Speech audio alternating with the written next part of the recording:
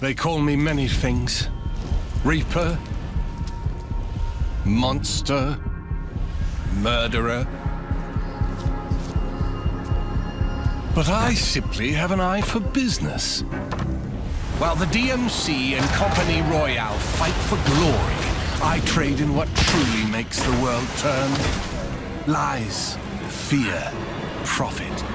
They see a war, I see a marketplace, and business is booming. You chase favor. You pledge allegiance, but true power, it is knowing where every piece will fall before the game begins. So tread carefully, Captain. There are no sides, only buyers.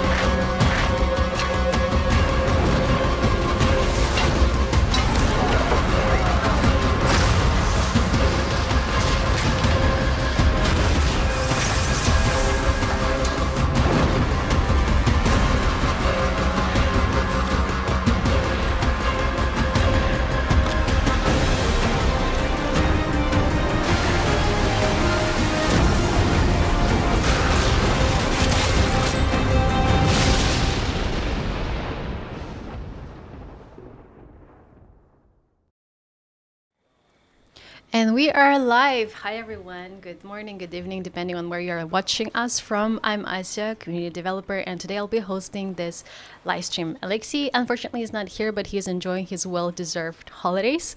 But I have an amazing guest today as well. Hi, Sam. Hello, Hi. I'm back again. It's been a while. How are you doing? I've been very busy with trying to deliver all of the different features in Season 3. And I'm super stoked that it's finally live. Yeah. And we can talk about it and share a bit more insights on what goes on behind the development of all these features, what we have planned, and some of the reasonings behind some of the decisions that we have made, and how we'll see the game evolve in the next few months as well. Yep, definitely. So we have Sam here to ask questions regarding the content of the Year 2 Season 3, ask some questions from the chat, and we also have Siddharth today who is playing the game, who got upgraded on the last stream. Hi, Siddharth. Hello. How are you doing? I'm okay. Just wanted to say happy Diwali to everyone. Hope you're having a good week. Great, yeah, happy Diwali. And then what are you going to show us today? I'll probably play through the new ship a bit. I used a little bit of dev magic to unlock it for myself, so that I could show it off today. And then go through some La Peste, go through some, I don't know, bunch of stuff. But let's see, whatever we can get to. Cool. And how is the chat doing? Hi guys. So the season 3 is finally here. Have you guys tried it already? What are your first impression? Let us know. So today we're going to talk about mainly the season 3 content. So we have the faction war, we have the new ship, we have the mythic La Peste, and many other quality of life updates as well.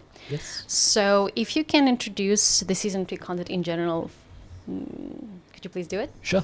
So season 3, the biggest thing here is faction wars, right? We initially wanted to release this earlier, but we took some time to refine the, I wouldn't say feature, I would say it's more of a new ecosystem.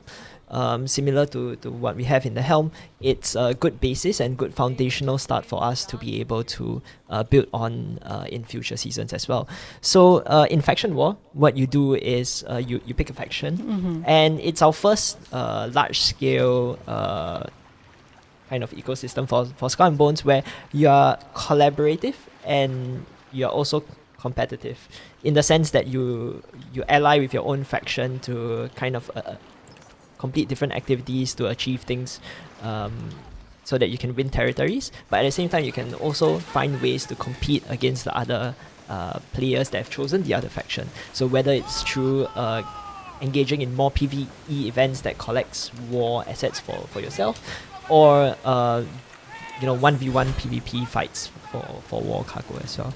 And in season 3 we have a lot of other improvements as well. We have released the mythic version of La Peste, and a bunch of QOL improvements, including being able to ascend your armor and being able to lock your mod as well.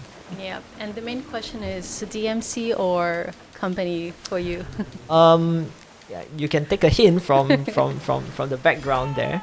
I'm on the side of DMC, so I logged in the game yesterday actually to just play around, and I've already pledged my allegiance to the DMC.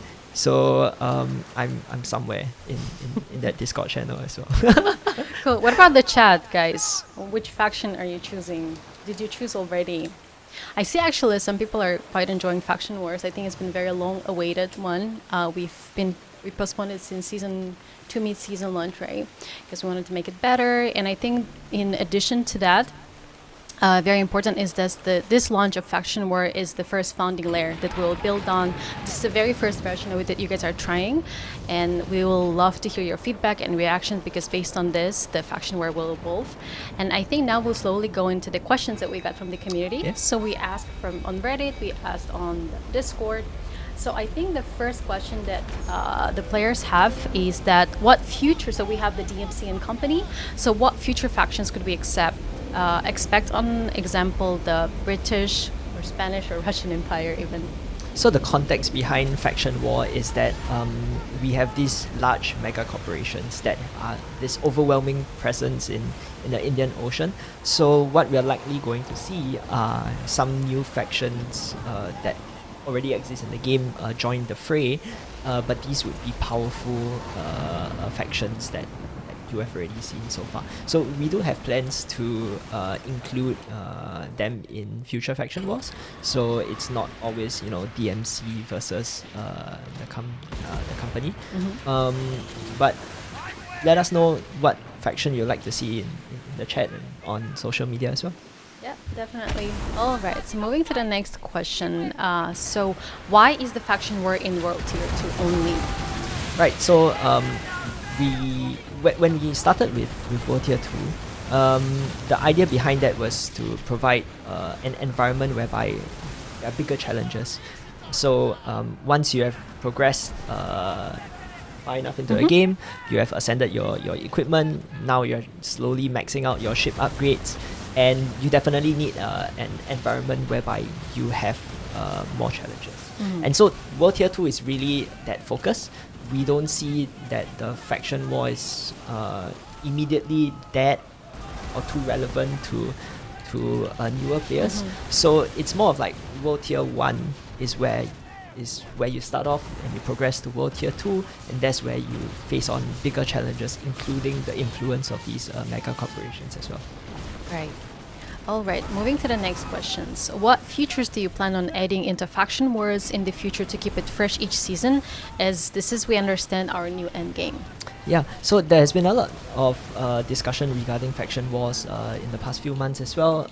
We have tried to bring that information closer and earlier to everyone. So as part of our letter from the producer that we released a couple of weeks back, we have also shared the faction war end game roadmap, where you can see that okay, now we are focusing on territorial control, really laying the foundation, setting up some activities, and it's easy for us to extend and also create new events that engage the player. So currently you have the war cargo, you have the war convoy, so those are PvE and PvP events, but the focus will be on creating more new gameplay events so that you have different avenues of accumulating war assets for your faction. So overall, the faction war loop within the season won't really change, but the means in which you acquire these assets and the activities that you participate in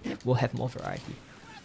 Definitely. And another question is, do you have plans to include to the faction war mechanics like betrayal or secret diplomacy, temporary alliances, or anything in that sense?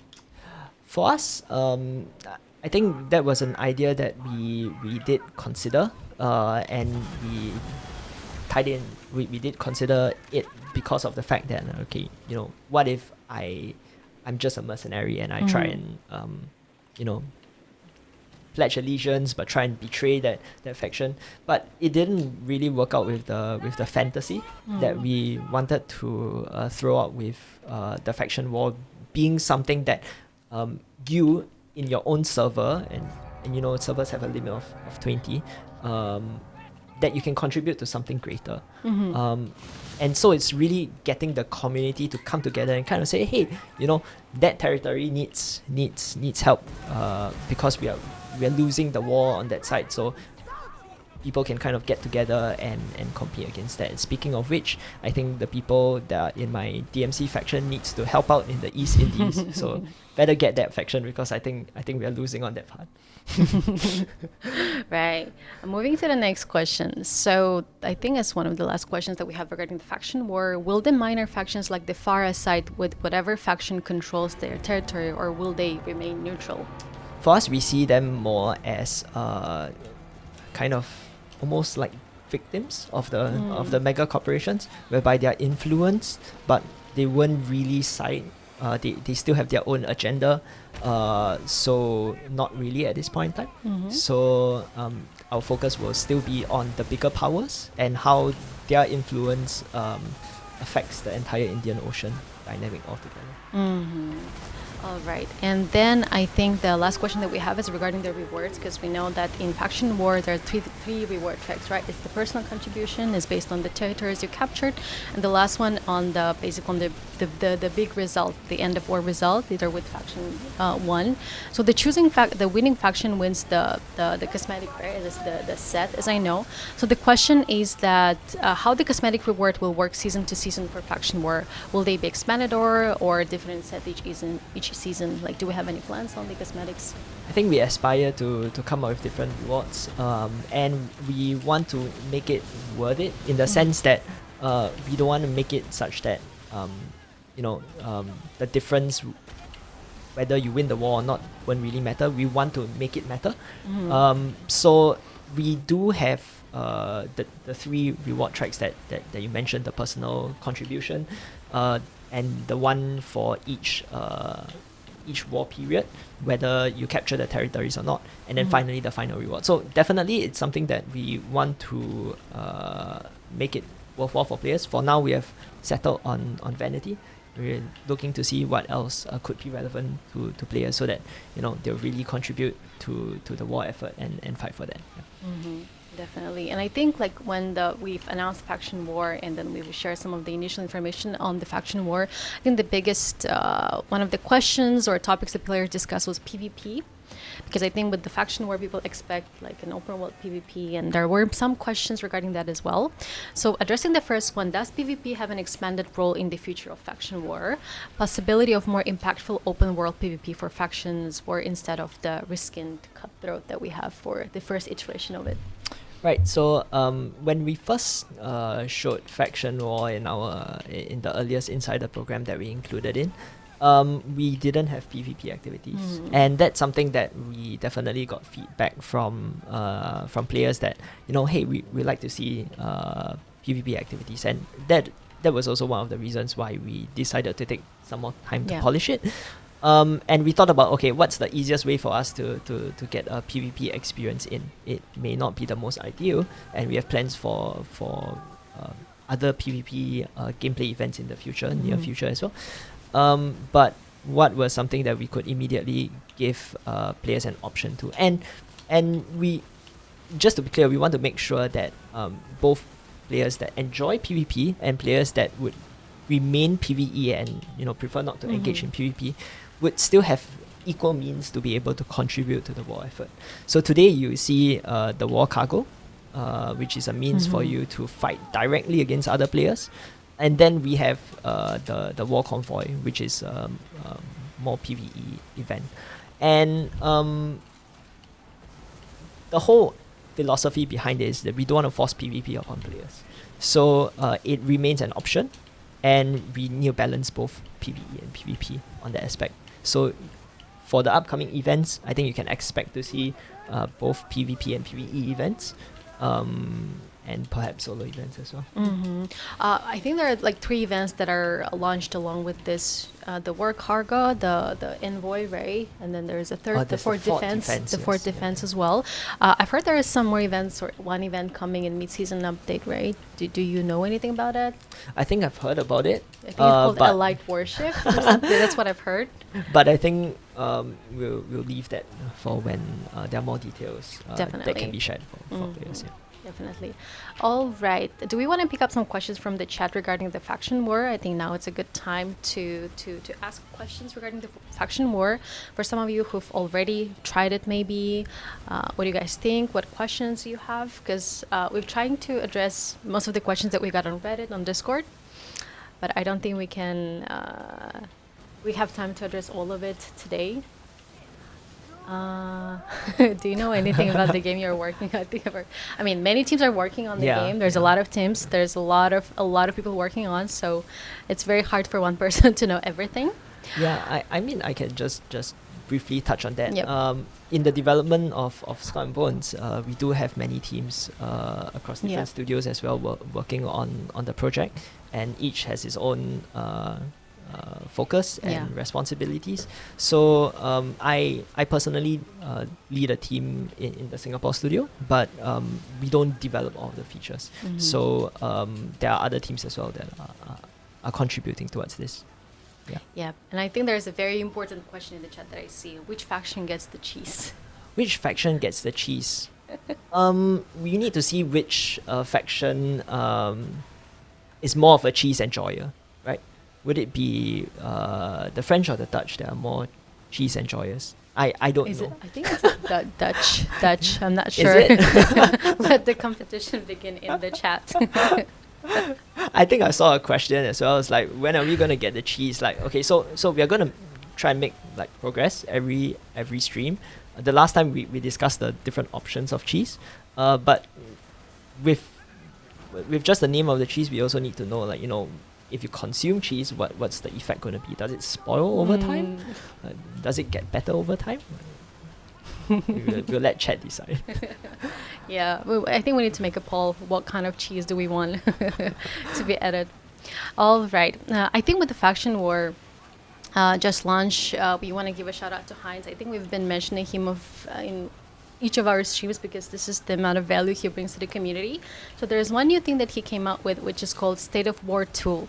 So what it is, basically, it's like your one-stop page where you can see the progress. You can see the progress in the faction war on that page, starting with the contested territories, including the war count of each faction, the war assets. So basically, it's like a one glimpse of what's happening in faction war and in Skull and Bones. So if you haven't, make sure to go on Skull and Bones Tools website and to check it out. And huge shout out to Heinz on coming out with this. All right. So I think with the faction war that came and then it being postponed, there's a lot of talks about what's with the rest of the roadmap for year 2, right? So I think we've got some questions talking about the future. So the first question is that what is the state of delayed future still this year or next year, and how will it change the original planned features of the next year if it does? So I think the community will remember in quite recent days we did put the roadmap on hold. Yeah. That means that not all the features that were initially shared will come out on time this year. And this is really due to a realignment of what we want to really focus on Skull and Bones now, Yeah. right? So, and now the focus is really on creating faction wars, making the whole ecosystem work properly, making sure the loop is engaging for you to stay interested for the entire season, and focusing on enhancing the experience. So building more events, building more ways in which the faction war engages with other mechanics in our games. So like one of the things also on the faction war roadmap is the tie-in together with the helm. So that's something that we are looking towards. So we are trying to build this whole cohesive experience behind the faction war. And at the same time, there are still quite a lot of other QL features and longer term progression. So like armor ascension, QOL, and we also want to look at the issue of difficulty. We know that players do have a lot of endgame equipment, and then the request has always been, well, I've completed everything in the season, and there's nothing for me to fight that challenges my abilities even more. So that's something that we are also trying to prioritize. So if we do consider all these three things, like faction war, QOL, and difficulty, right? We took a look at all of the remaining features that we have on the year 2 roadmap and kind of see where do these align, right? Faction war is a priority, and therefore it's being doubled down on. And then things like Mythic La Peste helps with difficulty, Armor Ascension helps with long-term progression, and then we have some QL items as well. So we are doing this reprioritization because we want to kind of take a look at what matters most, what can create the most value. For example, if we were to deliver some other features, or let's say if we were to deliver and really put all of our cards in for land combat, will that really deepen that experience, and will it be a quality experience? And so we want to kind of put that on hold for release and try and see how we can make sure that we have the highest value for the game as well as the player base. Yep, and I think in the beginning of the year too, we reaffirmed our commitment to quality first approach, right? Sometimes it takes longer to polish things, and the thing with the Skull and Bones is that it's made for the community, with the community, which means when we come out with things, we test with the community either through the insider program, then with we receive the feedback, right? Based on that, we make changes. So it's very like the development of the game is very complex. So things might shift, things might change as well. So I think for now, when it comes to faction war, this is our main priority, and the main thing for this that you should know is will be evolved based on your feedback and how you engage with it. Like we have a lot of ideas and like exploration stages, how we want it to be evolved, but of course it will depend on how you like your reactions, your feedback. So this is very important now, especially after the launch. So keep the feedback coming, and we here as the devs will make sure to forward it to the prod team, to the devs, to make sure we build really, really meaningful experience for you guys. And I think regarding the land combat, right, there are questions in the chat. I think we've mentioned this before on the streams and the letter from the producer that this is on hold for now as we're focusing on making the faction war the new end game. And when it comes to officers, right, I think I see some questions about the officer. Is it on hold as well, I think, for now? Yep. It's planned it was originally planned for season 3, but we have also put it on hold so that we can really prioritize the things that we believe would provide the most value. And really 1 year is a long period of time, and really the game has evolved quite a bit. If you were to compare what's in year 2 season 3 now and what was there in year 1 season 3, the UI has changed significantly. The challenges have changed significantly. Helm and both. Now we have faction war. The end game has evolved quite significantly as well. And so when things evolve in that manner, we want to be able to make sure that our priorities are still alright. So it does happen. The year 2 roadmap is kind of a plan and a target, but things change, and I'm sure as well, like when we release the year 3 roadmap eventually, that will be our targets based on the available information and the current sentiments, but that could change over time, and that could change very rapidly based on community feedback as well. It's something that like you mentioned, we want to build this game that the community also believes in. And the features that will come up will align with what both we and the community feel are needed. Yeah, definitely. And I think here where we step in as comm devs to keep you guys in the loop, the community, I think we've been doing it through the streams, the dev diaries that we edit. So I think the idea is more to don't talk to you guys when we've made the decisions already, but more like keep you guys posted on okay, this is the idea, this is the direction we're taking. And this is also to test the ideas with you as well. So I think moving forward, we'll try our best to keep you guys in the loop. Because I think the community, like when we've announced the postponement that we need more time to polish the faction war, the feedback was, okay, we can wait, but what's coming, right? Or like we're going to play instead. So I think that like in that sense for us it's very important to keep you guys in the loop, to be transparent. So we'll trying our best to do so. And if you have any more ideas on how we can do that better, let us know. Right. So I think the question regarding the future roadmap, I think that there's a really good question that we saw is that what we can expect for year 2, and if you can't really tell, can you describe it in 5 words? Greater power and greater challenges. That's 5 words. Okay, greater power and greater challenges. Hope it's a good enough tease or a sneak peek for you guys. Regarding the year 3 roadmap, I think a lot of ideas are in the talking stages, right? Like people are already working on it. But I remember you mentioned that because for the season 3 launch we had Sloop of War, right? And during the insider program we got a feedback that it needs more gun ports, right? Yeah. So I think there was a question as well on how long a ship. Right. I can touch on that a bit later, but on the topic of Sloop of War, when we showed it to insiders for the first time. And they were like, okay, we need more gun ports, and the community wants more gun ports, and that's an adjustment we managed to squeeze out in time before the year 2 season 3 was launched. And I think learning from that, one of the things that we want to do is try and involve the community more and more at early stages, because then that will help us, that would really inform us on like what are the things that we need to change, what are the things that we need to improve on. And so we have started this as well with showing a sneak peek of our year 2 season 4 ship, the Corvette.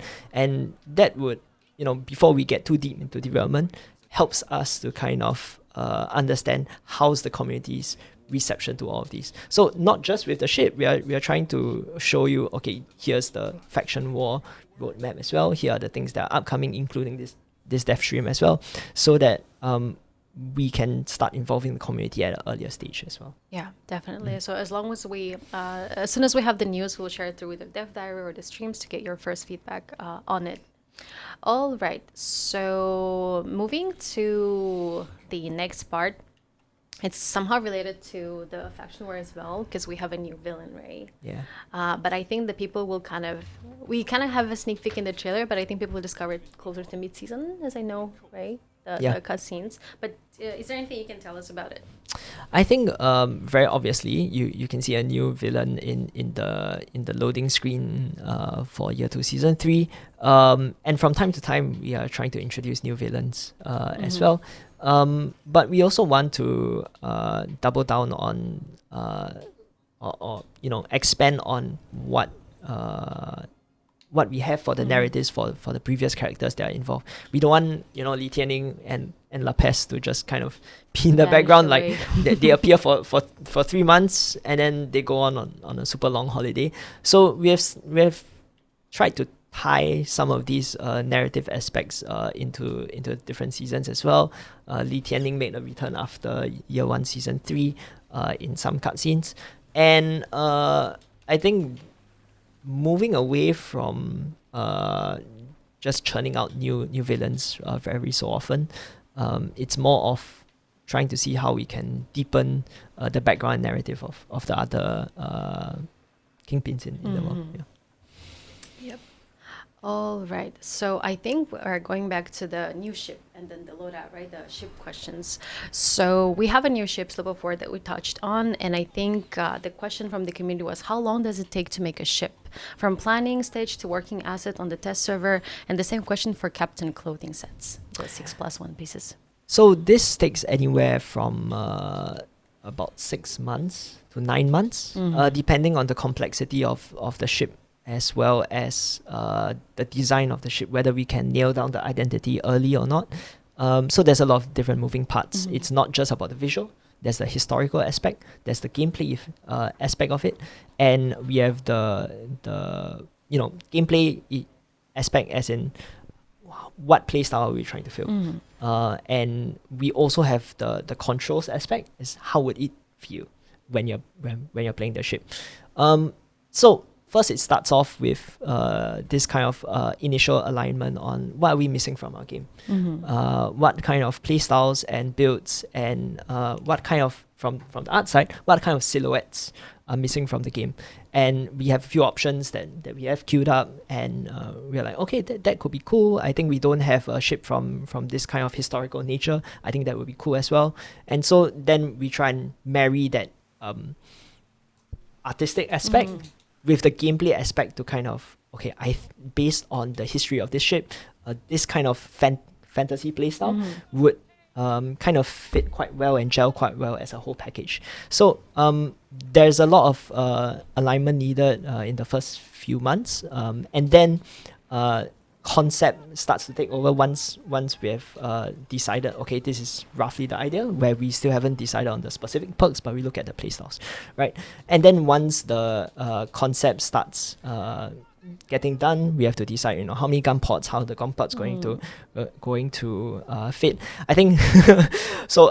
Just to share a funny anecdote, I was in one of these meetings where we discussed, okay, how are we going to place the gun ports, and then one of our artists like, okay, are we going to do the Harry Potter thing? It's like, what Harry Potter thing? And it's because the gun port doesn't really the location of the gun port is actually underneath the stairs, so they need to cut out that space. So it's like, this space under the stairs. So it's kind of funny because it's like, oh, okay, we need to have all those considerations as well.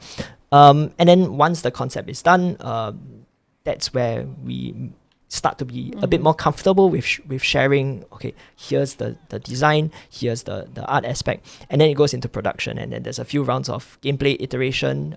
It goes into the insider program after that, and then we continue to iterate based on the feedback after that, and then it gets launched. And then once it's launched, we look at some other feedback from the community. Like, for example, I know the community has been asking, can we make the frigate ton a bit stronger, because it currently doesn't really sit well in the tank aspect. So we are doing that in the mid-season update for Year 2 Season 3. But small adjustments like these also we'll need to take into account after the release of the ship. So hopefully that gives some insight on why sometimes we want to make some artistic or design adjustments in the ship, but because it does take such a long time in development, depending on when the feedback comes in, there are limited options in which we can explore. Yeah, definitely. And I think one of the also the big parts of it, like once we have the ship, we've decided on the gun parts, also like the coexisting with the new weapons, new equipments that's coming in the season, right? So can you talk about more about the loadout for the season? I think it's the poison and then the toxic damage is a big thing for the season, right? So this season we have introduced the toxic damage type as a formal damage type. So toxic is the damage type and poison is the status effect. Kind of like burning and ablaze, right? Or explosive and shell shock. The idea behind it was that when we looked at some of our older equipment, we saw that, okay, there were already a few poison weapons, there were a few poison mechanics, but this didn't really scale. Scale in the sense that, those was very specific perks to a weapon, and you couldn't make a poison build out of it with perks. And then we had to ask ourselves, what will this poison bring that's different from other damage over time status effects? And so what poison does is that it allows a certain amount of damage to pass through the brace effect of enemies, and so you get to kind of deal this kind of like almost true damage, and what it also does is it drains stamina from enemies. And then the follow-up question would be, do enemies have stamina? Do AIs brace? And starting from year 2 season 3, we have started to introduce some periodic bracing from elites. So elites will brace from time to time. So if you don't have a poison weapon, that's fine as well. You just need to during that time, maybe you want to take more defensive maneuvers, and when they are not bracing, you can attack them again. So it's creating these pockets of strategic gameplay. But if you have a poison weapon, poisoning an enemy would reduce their stamina, drain their stamina, so they brace less often, and then it can also bypass the brace. So we are trying to make a damage type that was once introduced in the game meaningful and scalable for players to build upon a new playstyle as well. So if you haven't tried it out yet, there are mods for weapons that are introduced this season that help with this poison gameplay. And I think this is something that because I've seen questions as well, like what other damage types do we want to introduce? Like, we don't need so many damage types. And as far as we can foresee in our current roadmap, we don't plan to add any new damage types. So poison is kind of really to make sure that everything is like consistent across the different builds. Cool. So with the Sloop of War, I think we positioned as a poison spreader, right? So we kind of showed it on our the social media post that we've shared. And the question that we have actually, so since this season has a Sloop of War, could there be potential for other types of ships already in the game, like the brig, large, or bark? Yes. There's a large brig is one of our considerations. Creating all the off-war variants is also a consideration. And from the production perspective, this is cheaper to make because we already have something, we can scale it up. But when we ask ourselves, and amongst the designers as well, like, will this be meaningful to players if it's just like a bigger version of an existing ship? And we see some value in it. Because some players really enjoy that kind of playstyle on the medium ships, and scaling it to a large ship, adding more gun ports, increasing the health, does make it a bit more competitive against other ships. But at the same time, we also want to introduce new silhouettes, new playstyles. So there will be a mix of new ships, new ship classes, as well as ships that are potentially variants of what we already have. Oh, right. So while we're still on the topic of ships and loadout, I think there's a question after we launched the frigate. Any intentions on applying dead zones to every ship or future ships? Not every ship. When we introduced dead zones, it was really, it was really on the basis of how can we make large ships balance against other ships in a way that it's not just reducing their damage output or increasing their cooldowns artificially, because that doesn't feel well. Like I have so many cannons, but every shot just deals 15% less damage, for example, and that was not very exciting for a player. So when we looked at where we wanted to position our large ships, we were like, okay, they're more of a moving fortress. We want them to not be as maneuverable as small and medium ships, so small and medium ships still have their place in the game. So when we look at the various options, adding dead zones to large ships felt like it was the most effective way to not artificially reduce that damage, but at the same time make it such that now you can only shoot at limited angles. So if you're still a player with high skill enough and you have mastered the getting around the idea of dead zones, then you would still be effective and not penalized for picking a large ship. So we foresee that it will be added to large ships, but not every ship. All right, and there is another question. Also, how much bigger can player ships get? Because end goal, I would like to get something like the Royal Fortune, says the player. So it's interesting because I think players really enjoyed the Black Torch because it was really a reference back to when we first showcased Skull and Bones at E3 many years ago. And it's still something that a lot of people on the dev team wish to revisit. So having those things available again is something that even on the dev team we're like, hey, can we consider that? And so Royal Fortune is something that is being thrown around quite a bit, but nothing yet too concrete that we can share about. Yeah. All right, and I see a lot of questions on the frigate in the chat. If we take some from the chat, do you plan to bring back the 2 missing gun ports back at mid-season? I don't think we have an intention to bring back the gun ports at the back for the mid-season. But if you have strong feelings about why it should, it can also be considered. But again, when we look at gun ports adjustments, it's not something that is just purely from a gameplay perspective, because as you can see Sid playing here, gun ports require us to carve certain slots in the ship itself, and that means capacity that I mean realistically, right, capacity that's taken away from delivering other cool stuff related to ships and 3D. So we need to weigh our options. We need to weigh what creates the most value and double down on that. Yeah. How is Sid doing? I think I'm okay so far. Are you managing to survive? Do you think you'll survive today? Yeah, Should I be. did. I've been okay. I Cool. did one tactical death after La Peste, so I could go back to dock. But that one doesn't count, right? All right, and maybe next stream you get the camera. I think like Sid is doing a better job at meeting La Fest. I think he cleared it in about like 20 minutes. Yeah. I took like 29 minutes last night. Like 20 seconds away from the timer. It was intense.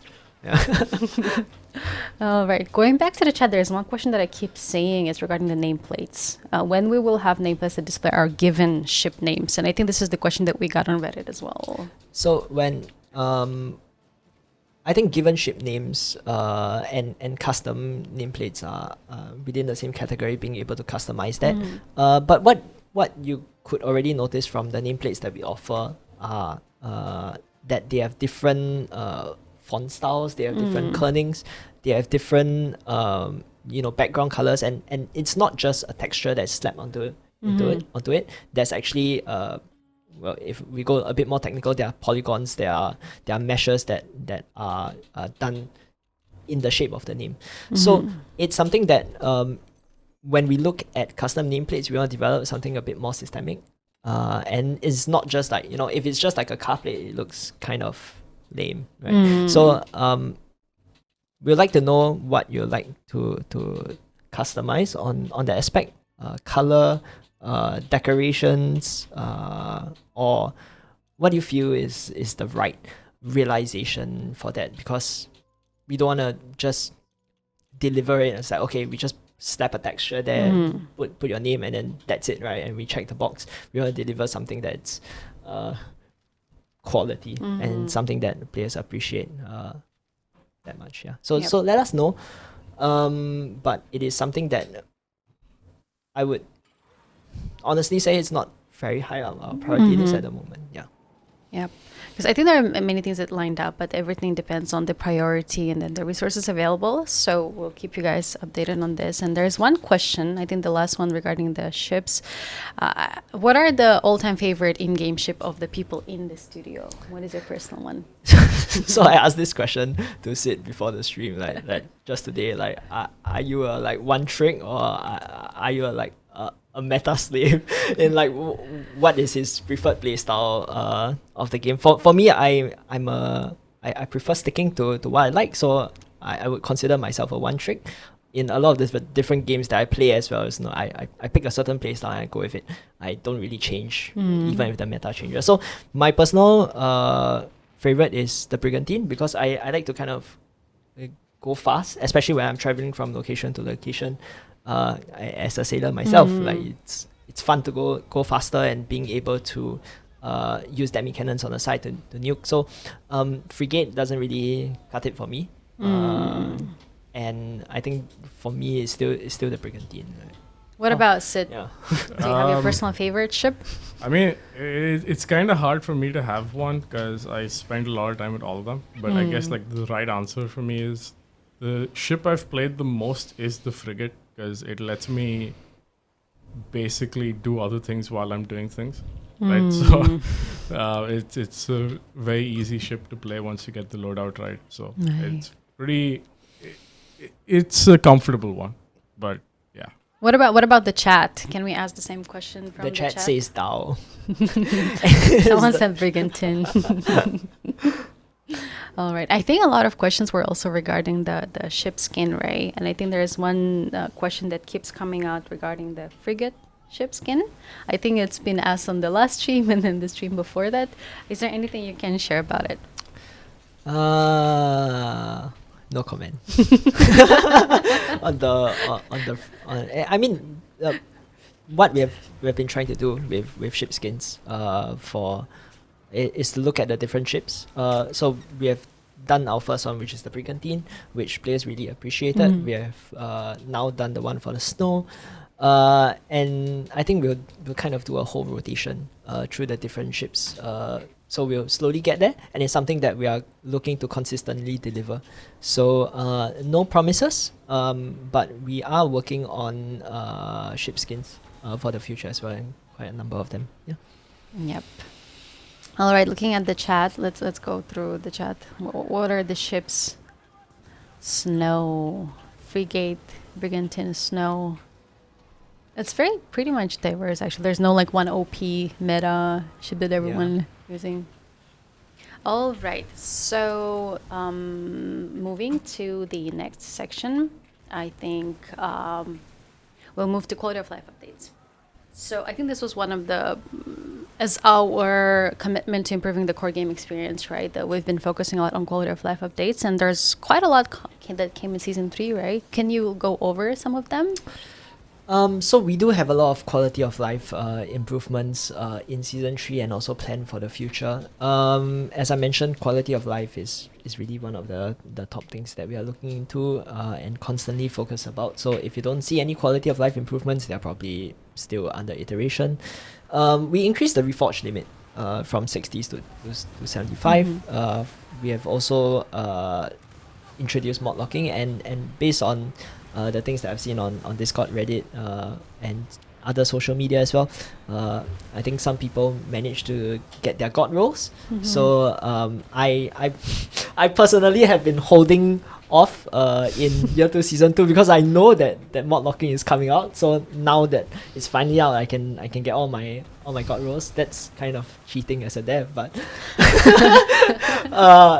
that's one of the perks. So we do have some other quality of life improvements. I know somebody on the chat as well asked, like, can we de-ascend armor? That's something that we are. I would say it's more solid than we are considering. So it's something that we are going to work towards as well. And then we know that one of the top frustrations as well are inventory management and some of the more routine things that you kind of do. So, for example, you know, when you do a megafort encounter or when you go out for fights, you come back, you always need to repair your ship. Today we have the auto repair option. I've had it on since last night. I have no intention of turning it off. I think it's super useful that it's one less step that I have to do. So we are looking at the different loops that players usually engage in, and some of the things that cause friction, and try and reduce that friction along the way, so it makes the whole experience a bit better. So for item management, we are looking at being able to and it's already work in progress, being able to open all your chests at a number of chests at once. You know, we had it for the silver chest, but now we are doing it for all chests. I know it's super minor, but it's still something that I think players will appreciate. We are it's something that was requested in the past. Is also bulk salvage that will be coming soon as well. And I think the biggest thing is about weights and slots, right? So what's interesting about that is that we did consider you know, is weight still something that has a gameplay element to it, or is it something that we feel is no longer that relevant within the current context of the game? And so I think most recently we did send out a community poll, and it was actually quite surprising for us that the responses were kind of evenly split and quite mixed on there's one group of players that want to keep the weight for realism, and there's one group of players that's like, okay, just remove it. We just want to use slots.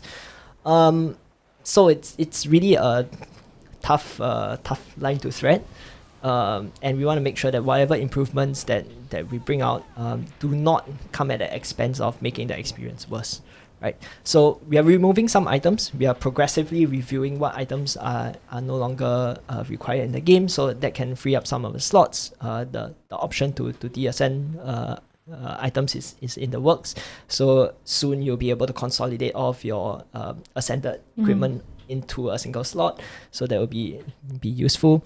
And also some of the things like being able to have better filtering of the items, that's also in progress. And then it leads us to this question, like, you know, if we want to increase the number of slots on the ship, because the main frustration is like, you know, I can't carry enough and I need to transfer it every time I go to the dock to kind of offload everything in the warehouse. We are also toying with the idea that, you know, should we just remove the concept of the warehouse entirely? So we kind of look at all the different extremes, and we look at the impact of all of these changes if we were to make them. I'm not saying that that's something that we are working towards, but we would like to, like, you know, throw out these ideas to kind of see what the community feels, and we want to make sure that when we make quality of life improvements in that area, we also make it for the betterment for everyone. Right? Yep. By removing the warehouse, I meant, like, you know, consolidating the warehouse and the cargo at like all together. So you kind of don't have to do that much item management, but that would remove a lot of the item management aspect of gameplay, which, you know, can be a bit lacking if the goal is, you know, to amass loot. So there's so many different considerations, but we want to make sure that all these improvements are definitely beneficial. Yeah, Remove the ship so we can swim. yeah. Which I took it. Yeah. All right. Okay. I see some questions regarding the drops. Chat, let us know if it's working. It's supposed to work. We have the fireworks, but today we have a new emblem. So I think starting this stream, we'll have a new emblem each stream, so you can gather a set. Creating a little bit of FOMO here, so you can join every stream and watch it and be with us. So let us know if it's working. Cool. People say it's working. Nice. Happy it's working. All right. So while we're still on the quality of life topic, I think the question here was, Can you share more about your balancing plans? We were told we'll be getting 2-3 balancing patches every season, but last season Overflow has been overpowered since day 1 with no patches. So day 1 of year 2 season 3, Overflow has been updated, right? So that's out of the way. Regarding balancing, we had an initial intention to do this very regular balancing from time to time.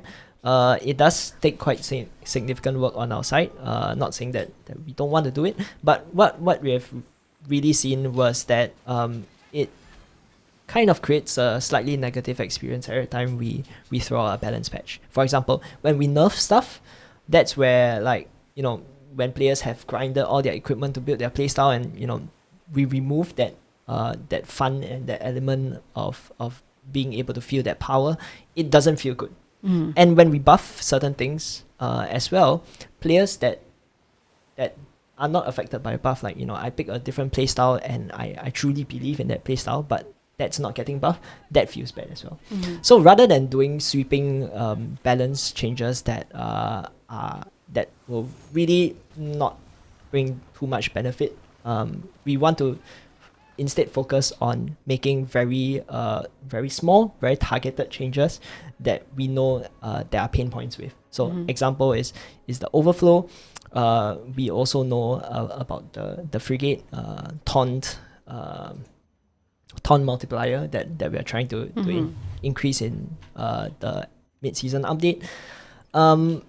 But it's also making these smaller changes so that we know that we don't mess up the entire balance every now and then. And because every time we do a balance patch, there'll be something that becomes overpowered or underpowered, and we want to try and avoid that, right? So we don't want to punish players for being able to build their playstyle and then remove the fun from that. So it's not something that we are looking to do 2 regular patches, but when we need to do so, when we need to do targeted changes, we will go in and make those changes accordingly. All right. So there is another question. Which one? Have you ever planned to touch or expand the Helm Empire with more content, because everyone is slowly maxing everything out and only the faction war remains as the end game? I think this applies to me as well. I've almost maxed out my skill tree, but before I max out my skill tree, I want to kind of get everything upgraded from like level 4 to level 5 so that I have the maximum pieces of 8 output as well. So I feel you as well. And that's something that's already announced in the faction war roadmap. So we are trying to see how the faction war and the helm can tie together. So helm is, we're not going to abandon the helm, right? And I've seen comments and requests, can we make helm relevant again? And that's where we are going to look into that. Cool. There is one more question. Will ascending armor allow us to get rank 16 ships? We did consider it, but we decided against it internally when we look at when we're looking at the design. So it's not something that we didn't consider.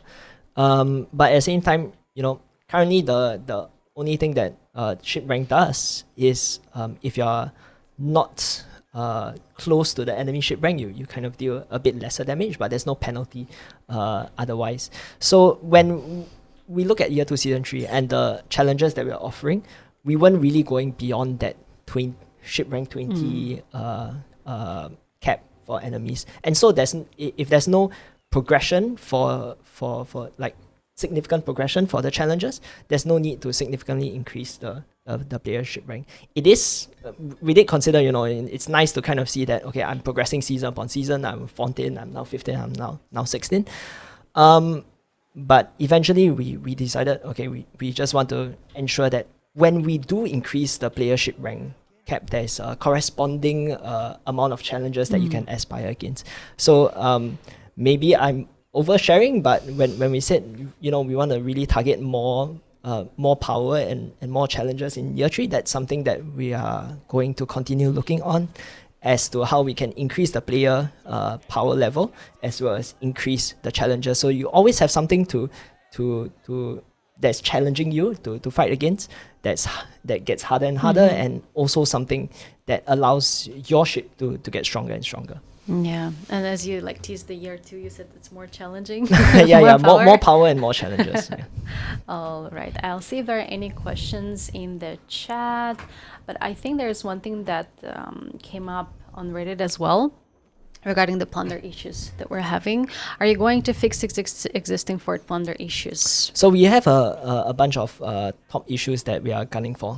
Plunder is still something that we have communicated at the end of year 2 season 2, and it's something that we have devoted resources to continue looking into those issues. We are steadily making progress, but it remains a priority because we know that plunder and megafort are one of the key issues. It is extremely tricky, so appreciate your patience on that. I also saw in the chat and also on Reddit on this and Discord about the DX12 issue and not being able to load into the game. We recommend you to update your drivers, and we are also looking to get a fix out as soon as possible. So that's not something that is just kind of sitting in the background. That is really our number one priority to fix today, getting players into the game. Yeah. Regarding one of the other top community concerns, I think we don't have much time left because someone said Twitch dropped stop that made me realize we're almost out of time. I think the death tides, addressing the matchmaking issue. Is there any work? What are we doing regarding that issue? So I think players have noticed that there are different queues. If you go into the game now and you queue, it's much faster than if you queue from the menu. So in the say mid early to mid horizon, we are trying to merge those queues together so that the matchmaking times are much lesser. But I think that's what we currently have planned for addressing the matchmaking issue. And on the topic of, I think players have also asked, how long the beta label is going to stay there. Yeah. Today we aren't that confident to kind of say that everything is up to super high quality and we'll stamp this ready to go, right, and ready to live on for the next few years. So that's still something that we are looking to kind of see that what other things we can kind of do for dev tides in general, and for it to be of something that we are confident enough to say, let's take out the beta and let's launch it for real. All right. I think we're mostly out of the time. So wrapping up this stream, I think what we want to say is that the faction war is here with the rest of the content. So keep that feedback flowing because depending on it will depend how the future evolves, right? Yeah. So as we're wrapping up this stream, do you want to say anything to the community? Yeah, I think really thank you for providing all of your feedback. It's always very exciting when a season launches and I see all of the comments on SMB chat as well as on Reddit and every small little detail and also all the appreciation that the community is sending over to a dev team. We know that there's a huge list of items that people are asking for, and we are here to build the game with you, and that's why we are also making changes to priorities as we go along, because we want to make sure that the community gets more and more involved.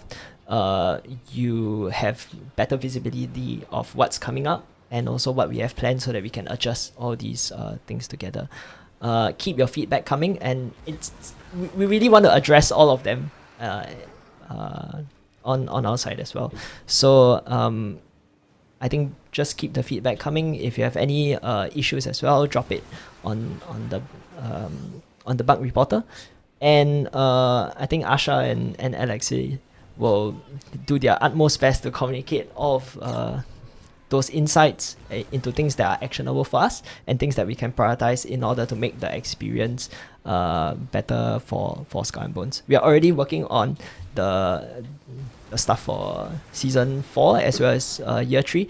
So it's going to be a exciting maybe few months of the year where we kind of shape what the future of Skull and Bones looks like together with the community. Yep, definitely. So it's only like day 1 after the launch, so we'll closely monitor all the feedback, all the reports by you guys, so keep that coming. And Siddharth, how are you doing? I think I'm okay still. So far. So we're getting a camera next stream for you. Nice. I don't know if I'm ready for this. But All right. Thank you so much, guys, for joining, to taking your time being with us here. I think this stream, it was my first time hosting while Alexi is on holidays. So hopefully he is back and we can stream another community stream together. All right. Thank you so much for watching, guys, and hope you have a good one. Thank you. Have fun. Bye-bye. Bye.